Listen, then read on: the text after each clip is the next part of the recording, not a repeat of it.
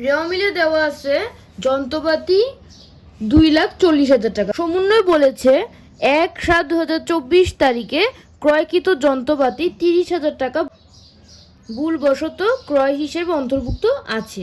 যন্ত্রপাতির উপর 5% অবচয় ধরতে হবে। এখন তোমাদের কনঙে বলতে পারে যে সমাপনী যন্ত্রপাতির পরিমাণ নির্ণয় করো।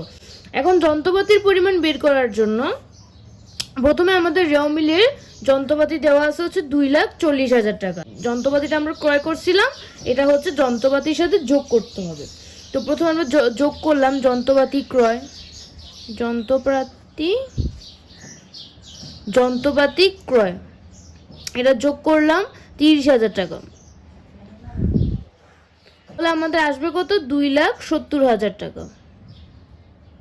এখন আমাদের অবচয় ধরতে হবে, যন্ত্রপাতির উপর অবচয় ধরতে হবে। এখন আমরা কি করব? অবচয় কি করব? অবচয় হচ্ছে আমাদের যন্ত্রপাতি থেকে বাদ দিতে হয়। তো আমরা এখানে বাদ দিব হচ্ছে অবচয়।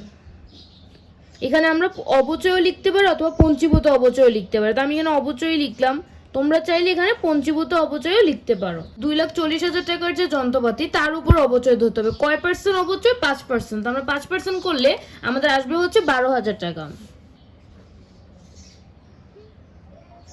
এবং তার সাথে আমাদের এই যে 30,000 টাকার যে যন্ত্রপাতিটা আছে এটার উপরে আমাদের আলাদাভাবে অবচয় ধরতে হবে।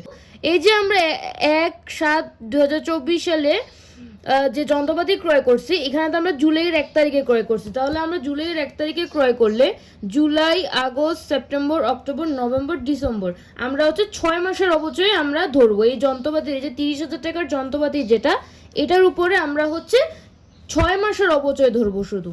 তো সেজন্য এটা বের করার জন্য আমাদের কত টাকার যন্ত্রপাতি? 30,000 টাকার যন্ত্রপাতি, তার উপরে হচ্ছে আমরা কয় পার্সেন্ট অবচয়? 5% অবচয়, এবং আমরা 6 মাসের অবচয় ধরবো। সেজন্য আমরা 6 দিব, ভাগ দিব কত? 12। তাহলে আমাদের আসবে হচ্ছে 750 টাকা।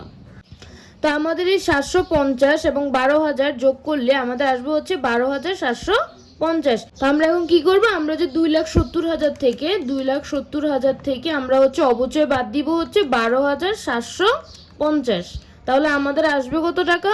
তাহলে আমাদের আসবে হচ্ছে 2,57,250